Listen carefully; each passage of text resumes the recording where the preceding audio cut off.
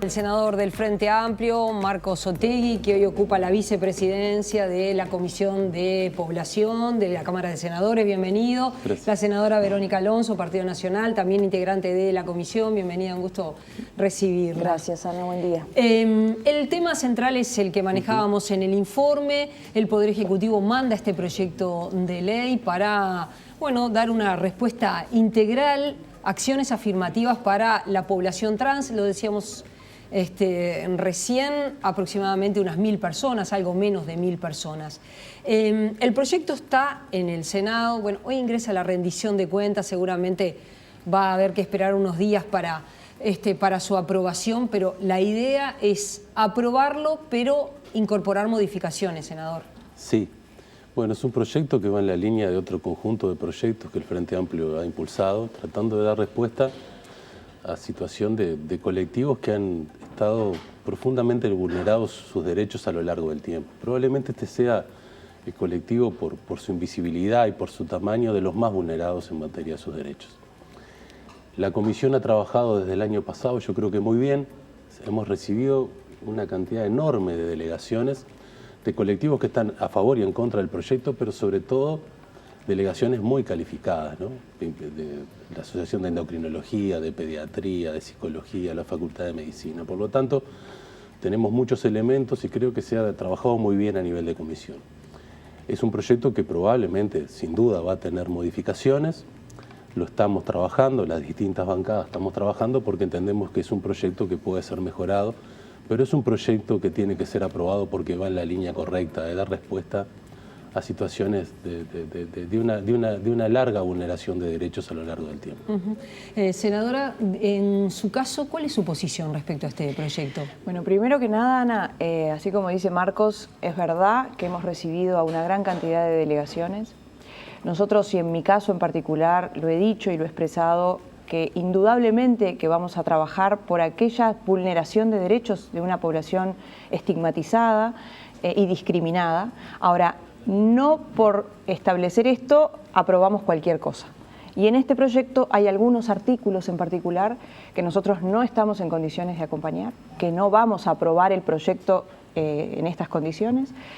Y más allá del fondo de la cuestión, que por supuesto hay que abordarlo, que tiene que ver con cómo tratamos como iguales, ¿no? Y cómo generamos esos derechos que fueron vulnerados, que creo que pasa mucho más que por una ley, ¿no? Esto tiene que ver con una cuestión de educación, tiene que ver desde que arrancamos, ¿no? En nuestra etapa desde la niñez, cómo tratamos, ¿no? En esa sana tolerancia, en esa búsqueda de no discriminación. Pero nosotros no vamos a acompañar un proyecto de estas características, en particular dos artículos que para nosotros carecen de sentido común. ¿Cuáles? En particular el artículo 17. El artículo 17 establece que los menores de edad, no estamos hablando acá por supuesto de los mayores de 18 con absoluta libertad, pero los menores de edad que puedan llegar a generar cambios hormonales, es decir, hormonizarse, y incluso llegar a al propio cambio, a la operación quirúrgica, aún sin el consentimiento de los padres, es decir, por vía judicial. Nosotros creemos que esto carece de sentido común y de lógica, no solamente porque atenta contra el Instituto de la Patria Potestad, sino porque una de las delegaciones que vino, como dice Marcos, comprobado científicamente que la gran mayoría de esos niños y adolescentes que pasan por esa etapa en la que pueden sentirse o percibirse, ¿no?, como otro u otra, diferente a su sexo biológico, se realinean, el mayor porcentaje, se realinean nuevamente a su sexo biológico una vez que pasa esa etapa de pubertad y de adolescencia. Entonces, creo que estamos cometiendo un error, cometeríamos un gran error si nosotros generamos a través de una ley, esto no quiere decir que en los casos que hay los desconozcamos, ¿está bien? Quiere decir que hay que acompañar con un equipo que contenga emocionalmente, multidisciplinario, pero no creo que sea una buena medida como legisladores, y en este caso como madre, que me pongo también en los zapatos de distintos casos que ocurren, nosotros tengamos que ponerlo esto en una ley. ¿A partir de qué edad un menor puede empezar a hacer el trámite judicial? A ver, lo primero, el proyecto es mucho más que esto. El proyecto despliega un conjunto de acciones afirmativas y de promoción en materia de salud, en materia laboral, en materia educativa, de inclusión de estos colectivos. Sí, hay que leerlo. Hay becas de estudio, hay cupos para el trabajo, reparación este colectivo ha sido expulsado del sistema educativo, no se le ha dado respuesta en materia sanitaria, ahora se han ido instrumentando medidas, sobre todo a nivel de salud pública. Hay un conjunto de acciones afirmativas. Con respecto al tema de los tratamientos, yo creo que hay algunas cosas que claramente el proyecto hay que modificar. Una que hay que modificar, y es una opinión personal. Intervenciones quirúrgicas antes de los 18 años es algo que no le suma nada al proyecto y que tiene que salir del proyecto. Por un conjunto de valoraciones. La primera, solo el 1% de la población trans ha recurrido a operaciones de cambio de sexo. Estamos hablando de 850, 860 personas. Solo el 1%. Y en menores de edad prácticamente no hay antecedentes. Por lo tanto, es muy razonable que si una persona quiere decidir cambiar su sexo de manera quirúrgica, lo haga cuando es mayor de edad. Yo eso lo comparto. Pero en algún punto el proyecto no lo prevé, porque si hay que hacer un trámite judicial que nunca es inferior a los 2 años, ¿puede empezarlo siendo menor? Sí, pero cae siendo mayor de edad. Pero en esto yo creo que hay que ser pragmático, ¿no? Yo creo que este aspecto en particular no le suma nada, y si solo el 1% recurre al cambio de sexo quirúrgico, es perfectamente razonable que se espere a la mayoría de edad para tomar una decisión tan drástica como esa. Con respecto a los tratamientos de hormonización, lo primero, esto ya sucede. Sí. Hay adolescentes que se están hormonizando para cambiar sus características corporales al sexo al cual autoperciben. Esto ya está pasando en salud pública y está pasando también en el sistema privado, con el acompañamiento de los padres, ¿no? Porque ese es el escenario ideal. El escenario ideal es que los padres comprendan el proceso por el cual está viviendo ese adolescente y acompañen y contengan. Eso es lo ideal. El problema es cuando no sucede eso, cuando se provoca una discordia entre lo que quiere el adolescente y lo que sus padres tienen como opinión, fundada en las razones que tengan para fundar esa razón. Ahí es donde la ley, yo creo que la ley esa no innova en esta materia, cuando habla de los tratamientos de hormonización. Y es una de las cosas que nosotros estamos discutiendo, porque esto ya está previsto en la legislación nacional. El artículo 11 bis del Código de la Niñez y la Adolescencia, que se incorpora en el Código de la Niñez y la Adolescencia a partir de la aprobación de la Ley de Salud Sexual y Reproductiva, ya prevé esto. ¿Qué prevé a texto expreso el artículo 11? Que es una ley vigente, que cuando los equipos de salud detecten que se corre riesgo de parte del adolescente, su salud corre riesgo porque hay una decisión que él quiere tomar que no es acompañada por sus padres, tiene la obligación el juez de velar por el interés superior del niño y recurrir a la vía judicial. ¿Cuándo sucede esto? Hoy en 2 casos fundamentalmente. En los casos de aborto, ¿no? En el caso de que una adolescente quede embarazada, decide abortar, sus padres no acompañan esa decisión, hoy ya puede recurrir a la vía judicial para que el juez establezca qué es lo mejor para ese adolescente. Y después en los casos de matrimonio, eso ya estaba previsto en el Código Civil. Pero de mi punto de vista, como está redactado actualmente el artículo 11 bis del Código de la Niñez y la Adolescencia, abarca esto. Hoy un adolescente, si quiere un tratamiento de hormonización, sus padres no están de acuerdo, el médico debería, si está en riesgo la salud de ese adolescente, porque puede estar en riesgo, porque cuando los padres no acompañan estos procesos, está detectado por distintas investigaciones que hay depresión, consumo de sustancias peligrosas y muchas veces intentos de autoeliminación. A ver, senadora, usted dice, bueno, está en contra.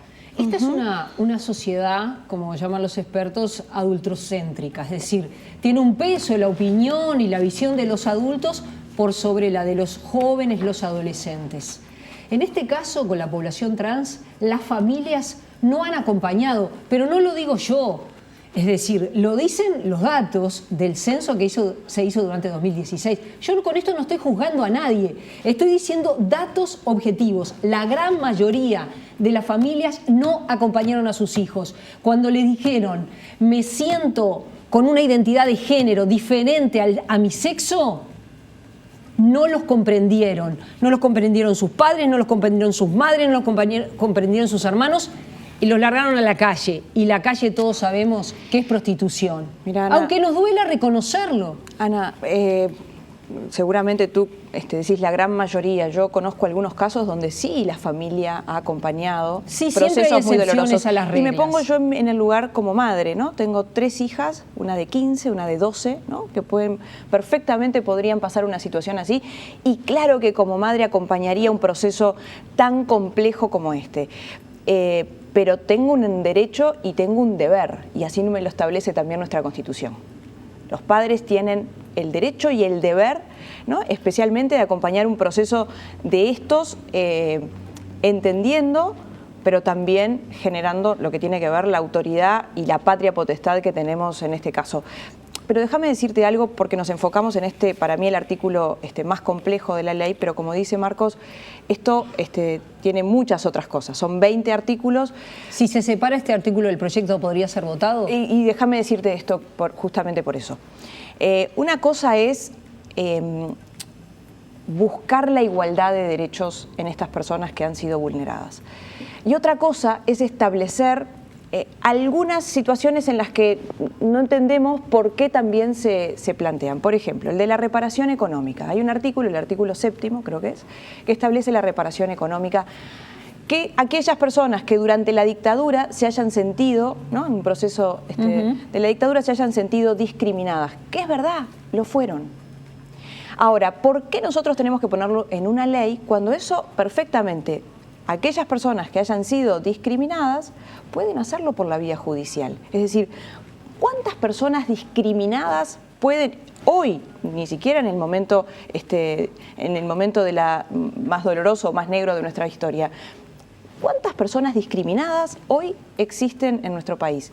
Bueno, que pueden ir perfectamente y no nosotros poner en un artículo algo que establece que son cerca de 11.000 y pico de pesos, 3 bases de prestaciones creo que son, establecerlo, es decir, acá no se trata de la igualdad en la ley, sino de buscar generar determinados privilegios. Y me voy a las cuotas. Se establece un porcentaje, cuota en el tema laboral, que es el 1%. Y becas de 2%. Y becas también allí, ¿por qué? ¿No? Ahí hay esa situación en la que uno dice, yo quiero que tengan los mismos derechos, pero ¿por qué establecemos cuotas? Que entre otras cosas, las cuotas, y a mí me genera mucha bronca cuando se establecen cuotas, porque las cuotas no se han cumplido. Entonces se establece el 4% para las personas con discapacidad. Peleé durante todos los años para que esa cuota fuera cumplida, no se cumple. Se estableció el 8% para los afrodescendientes, el ingreso, ¿no? En los ámbitos públicos, tanto el 4% para las personas con discapacidad como para las personas afrodescendientes el 8%. No se cumple. Ahora vamos a establecer un porcentaje.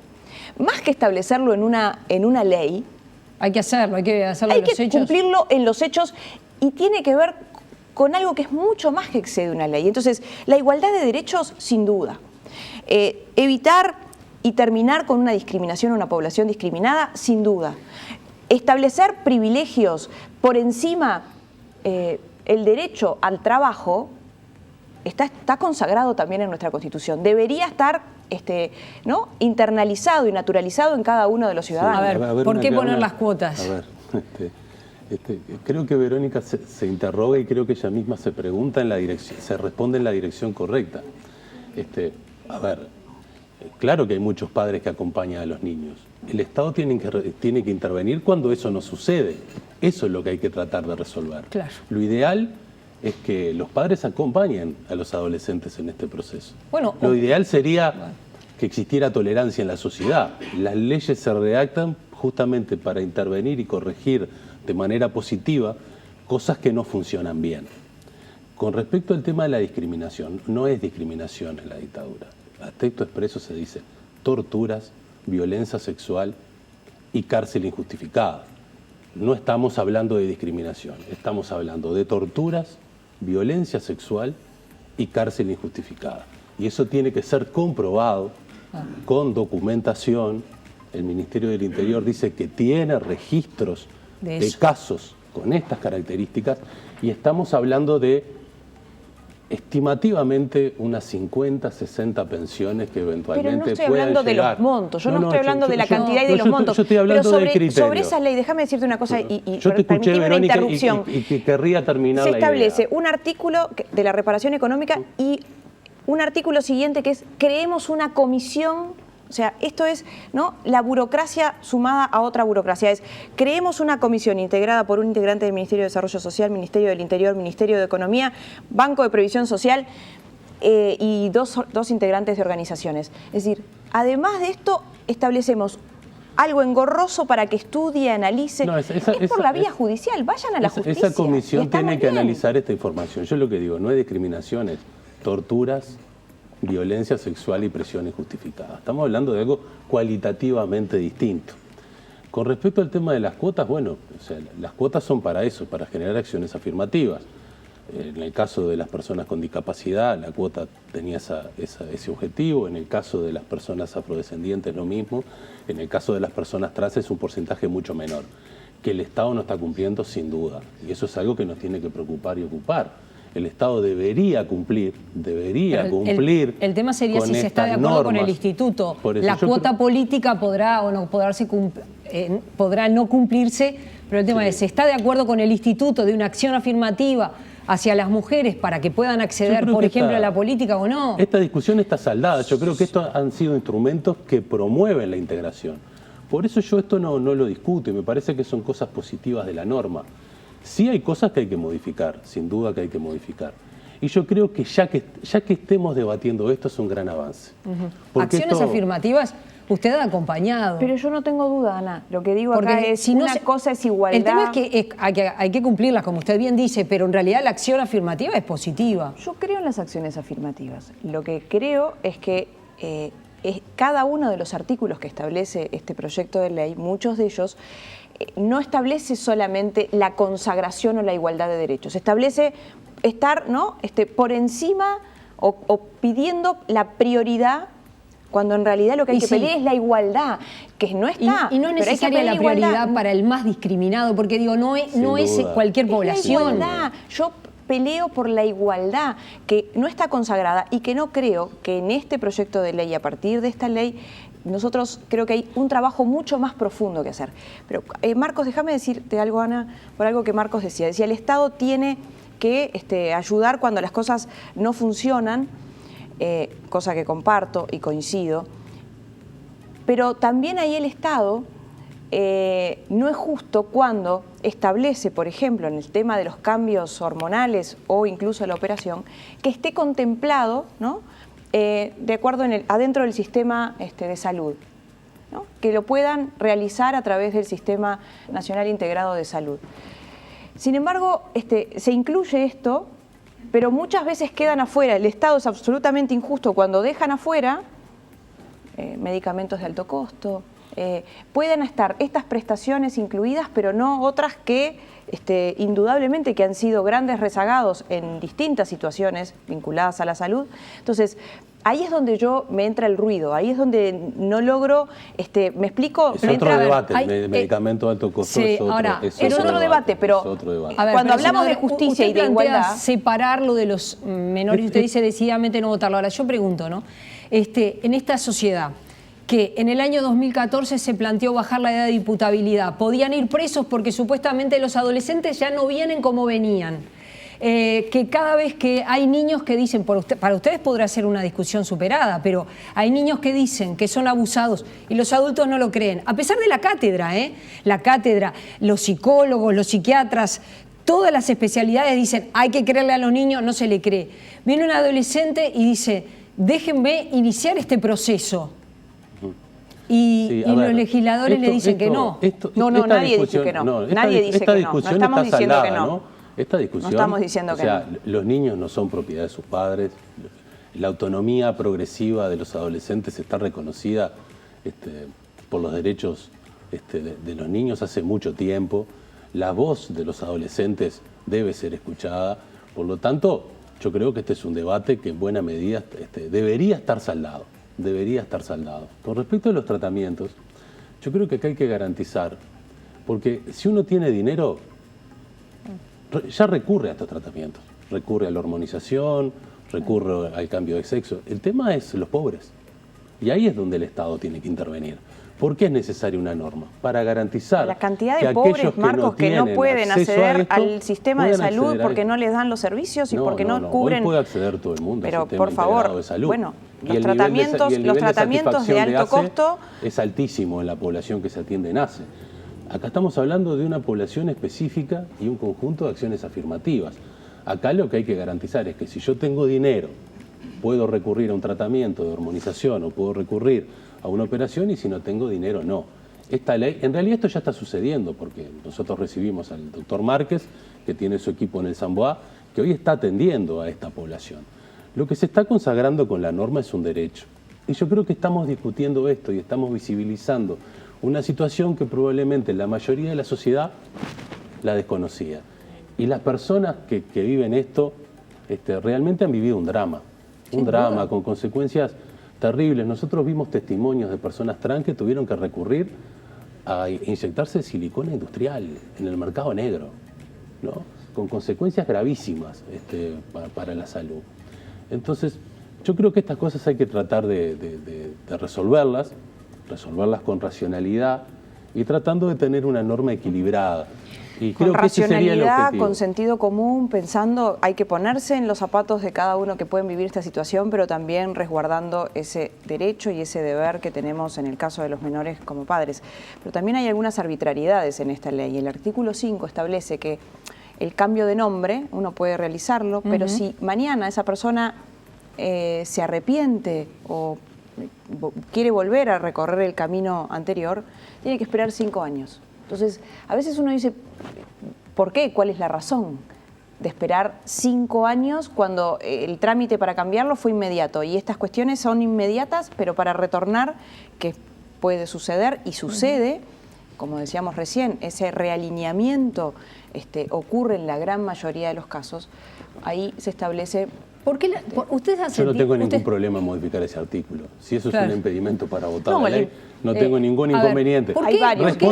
Responde a legislación comparada. ¿Por qué ¿por qué ustedes se han sentido presionados? ¿Por qué la Iglesia Misión Vida ha hecho tanto centro en este tema? ¿Es tan importante esta población que no llegan a 1000 personas históricamente discriminada en combatirla en su... ¿Ustedes cómo ven esa movida tan...? Yo creo que hay presiones. Sobre todo a mí lo que me preocupa es desvirtuar los contenidos del proyecto y con eso hacer una causa pública en contra del mismo.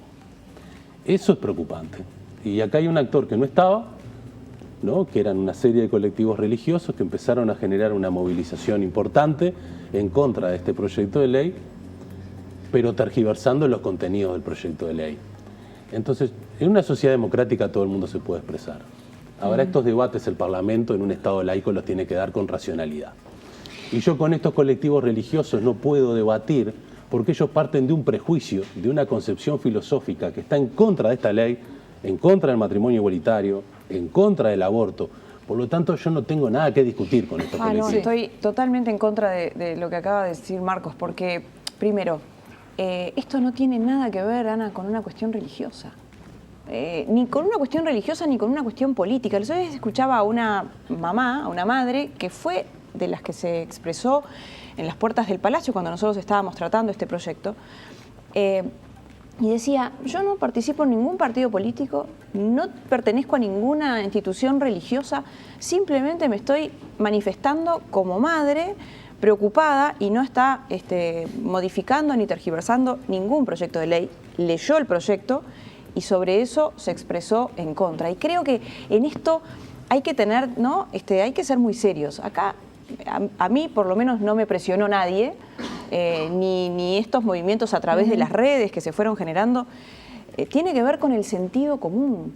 Y también en este proyecto de ley hay algunas definiciones que van de la mano con esa ideología de género que se está instalando en muchos casos, que no estoy hablando en contra de eso, estoy diciendo que se establecen algunas definiciones que definitivamente creo que no colaboran, pero está lejos de la cuestión religiosa, por lo menos desde mi punto de vista. De género, pero sí en las definiciones, hay algunas definiciones de este proyecto. Con la cual se juntaron más de 35.000 firmas, es una nota, de mi punto de vista, absolutamente engañosa.